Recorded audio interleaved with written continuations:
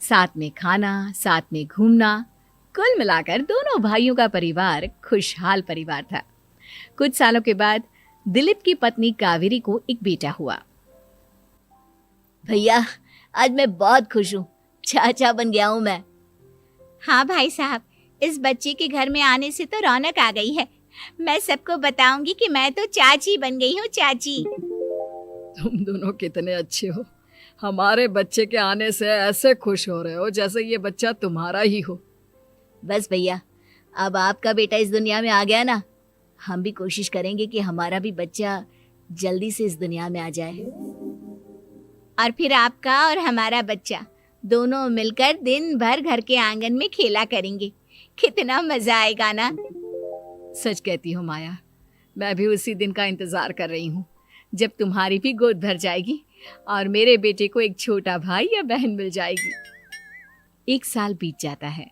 दिलीप और कावेरी का बेटा अब 1 साल का हो चुका था, लेकिन सुधांशु और माया की कोई औलाद नहीं होती। माया, लगता है कि हमारी जिंदगी में बच्चे का सुख ही नहीं है। ऐसा क्यों कहते हैं? दिलीप भाई साहब का बेटा भी तो हमारा ही बेटा है ना।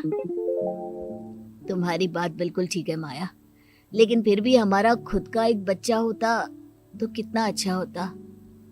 हाँ, कावेरी भाभी भी हमेशा कहती हैं उन्हें अपने बेटे के लिए एक छोटा भाई या बहन चाहिए। लेकिन देखिए ना, हमारी तो किस्मत ही कितनी खराब है। हमारे तो सारे ट्रीटमेंट भी फेल हो चुके हैं। डॉक्टर ने भी साफ साफ कह दिया है कि तुम कभी माँ नहीं बन सकती। वही तो सुधांशु, बहुत बुरी किस्मत है हमारी। लेकिन माया, हम अपनी किस्मत को इतना क्यों कोस रहे हैं? हम दिलीप भाई साहब के बेटे को अपने बेटे की तरह ही प्यार कर सकते हैं ना। हाँ जी, बिल्कुल सच कहा। मैं भी वैसा कर सकती हूँ।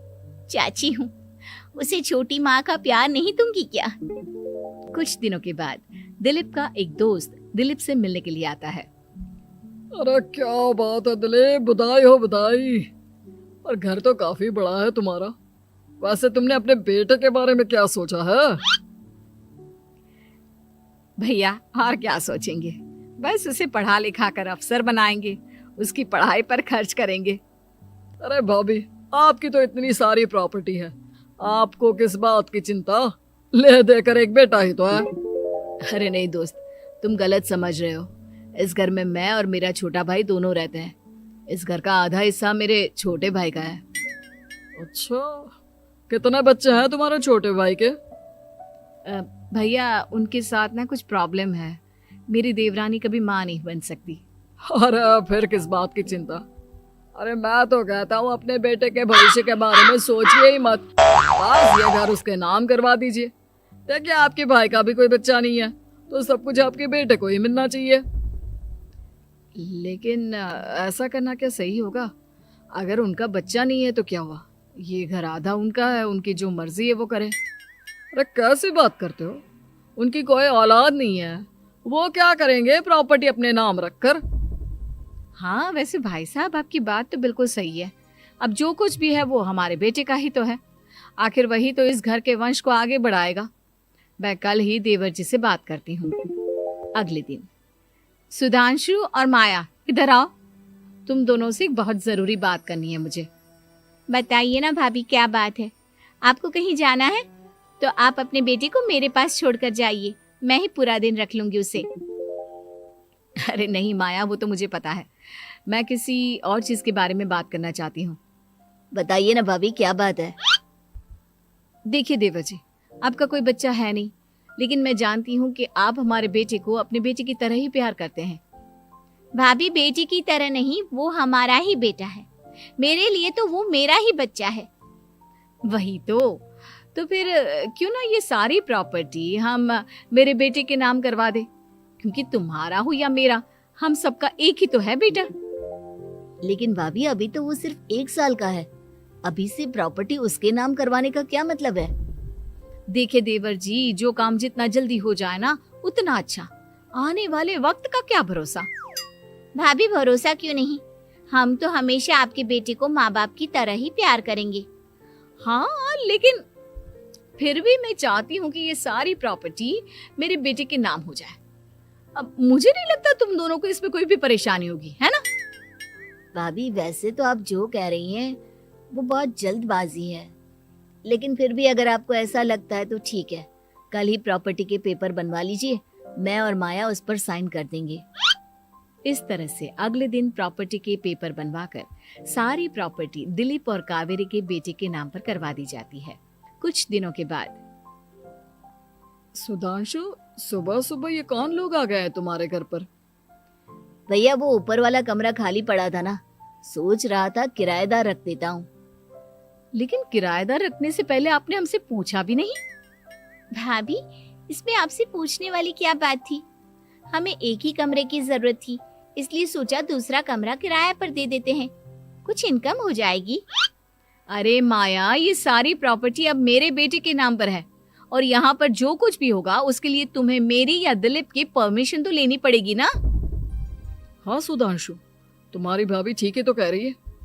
अब देखो, तुमने खुद अपने हाथों से ये प्रॉपर्टी हमारे बेटे के नाम की है, वह अभी बहुत छोटा है, तो इस घर से रिलेटेड सारे फैसले तुम्हें हमसे पूछ कर लेने चाहिए। भाभी, हमें तो लगा था कि आप हम लोगों से बहुत प्यार करती हैं, लेकिन आप तो हमारे साथ भेदभाव करने लगी। अरे, इसमें भेदभाव करने वाली क्या बात है? और मैंने कौन सा तुमसे कुछ गलत मांग लिया? अरे ले देकर मेरा बेटा इकलौता इस पूरे वंश का वारिस है, सब कुछ उसके नाम है। तुम्हें इस बात से जलन क्यों हो रही है? भाभी, माया को जलन नहीं हो रही, वो तो बस ऐसे ही कह रही थी। सब जानती हूँ मैं, इसकी खुद की तो कोई औलाद पैदा नहीं हुई, बस इसीलिए जब देखो तब मेरे बेटे पर बुरी नजर डालती रहती है। देखो माया, कावेरी तुमसे बड़ी है, वो जैसा कहती है वैसा करो। और वैसे भी इस घर पर अब तुम लोगों का कोई अधिकार नहीं है, वो तो हम लोगों की भलाई समझो जो तुम्हें अभी तक यहाँ रहने दिया है। भैया, आप इतने कैसे बदल गए? इस प्रॉपर्टी ने आपके दिल से हमारे लिए प्यार पूरी तरह खत्म कर दिया है क्या?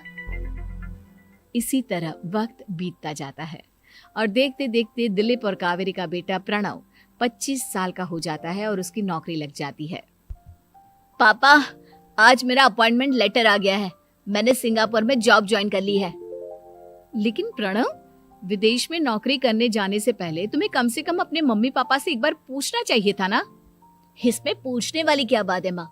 मैं सिंगापुर जाकर जॉब करना चाहता हूँ तो करना चाहता हूँ। देखो प्रणव, हमने तुम्हारे लिए इतनी सारी प्रॉपर्टी यहाँ पर रखी हुई है, उन सब का क्या होगा? यहाँ रहो, बिजनेस करो। सॉरी पापा, मैं यहाँ रहकर कोई बिजनेस नहीं करने वाला, और ये जितनी भी प्रॉपर्टी आपने मेरे लिए संभाल कर रखी है ना, ऐसे ही किसी को दान में दे दीजिए, क्योंकि मैं सिंगापुर से वापस इंडिया आकर कभी नहीं रहने वाला। दिमाग खराब हो गया है तेरा? जानता नहीं, तेरी वजह से हमने तेरे चाचा चाची से लड़ाई करके पूरा घर तेरे नाम करवा दिया था। हाँ, तो ऐसा करने से पहले आपको सोचना चाहिए था ना। और मम्मा, मैं तो वैसे भी उस वक्त 1 साल का था, मेरा इस मैटर से कोई लेना देना नहीं है। कैसी बात कर रहा है ये लड़का? अरे तेरी वजह से अपने छोटे भाई से दुश्मनी लेकर बैठा हूं मैंने तो उसे घर से भी निकाल दिया। जानता नहीं तू, बाजू वाले घर में एक छोटा सा कमरा किराए पर लेकर रहते हैं तेरे चाचा चाची, और ये सब मैंने तेरे लिए किया। देखिए पापा, आपने जो कुछ भी किया अपने लिए किया। मैंने आपसे कब कहा था कि मुझे ये प्रॉपर्टी और घर चाहिए? और वैसे भी अपने भाई के साथ इस तरह का बिहेव करके आपने कोई अच्छा काम तो किया नहीं। तू सही कह रहा है बेटा, हमने तेरे चक्कर में अपने छोटे भाई जैसे देवर और बहन जैसी देवरानी को इस घर से निकाल दिया। बहुत बड़ी गलती हो गई मुझसे। ठीक है मॉम, तो अब आप अपनी गलती सुधारो, लेकिन मुझे तो फॉरेन जाना है, मैं वहीं जाऊंगा। अब आगे क्या करना है ये आपका डिसीजन है। और प्रणव सिंगापुर जॉब करने के लिए चला जाता है। कुछ दिनों के बाद जब दिलीप और कावेरी को अपनी गलती का एहसास होता है तो वो सुधांशु के घर पहुंचती है। सुधांशु, माया, हमें माफ कर दो, हमसे बहुत बड़ी गलती हो गई। क्या हुआ भाभी? आज इतने सालों के बाद अब हम गरीब लोगों के घर क्या करने आई हैं? भाभी, हमने तो खुशी खुशी अपने भतीजे को सब कुछ दे दिया, अब हमारे पास कुछ भी नहीं बचा है।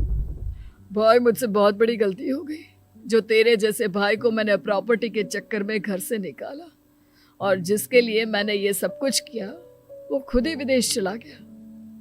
भैया भाभी, जिस बेटे के लिए आपने हम लोगों को इतनी तकलीफ दी, आपस के प्यार को बिगाड़ा, जब वही आपसे दूर चला गया तो आपको इस बात का एहसास हुआ। लेकिन माफ कीजिए, अब हम आपके साथ रहने के लिए उस घर में नहीं आ सकते। नहीं नहीं माया, ऐसा मत कहो, मुझसे बहुत बड़ी गलती हो गई। प्लीज वापस चलो, मैं वो घर फिर से तुम्हारे नाम कर देती हूँ। भाभी, मैं उस घर का क्या करूंगी? किसके लिए? मेरा कोई बच्चा नहीं। मैं तो बस जिंदगी भर आप लोगों के साथ प्यार से रहना चाहती थी, प्रणव को अपने बेटे की तरह प्यार करना चाहती थी, लेकिन आपने मुझसे वो अधिकार छीन लिया। भाभी और भैया, एक सवाल पूछना चाहता हूँ आप लोगों से। जो बच्चा कुछ ही दिन पहले दुनिया में आया हो, जिस बच्चे के भविष्य का आपको पता ही ना हो, उसके लिए अपने पुराने रिश्तों को तोड़ देना, अपने सगे रिश्तेदारों से दुश्मनी मोल लेना, उनके साथ झगड़ा करना, उनकी बेइज्जती करना, क्या ये सही है? कम से कम हमें सही वक्त का इंतजार तो करना चाहिए ना। सिर्फ प्रॉपर्टी के लिए अपने सगे भाई को घर से निकाल दिया, वो भी अपने 1 साल के बेटे के लिए। क्या ये Like, share and subscribe.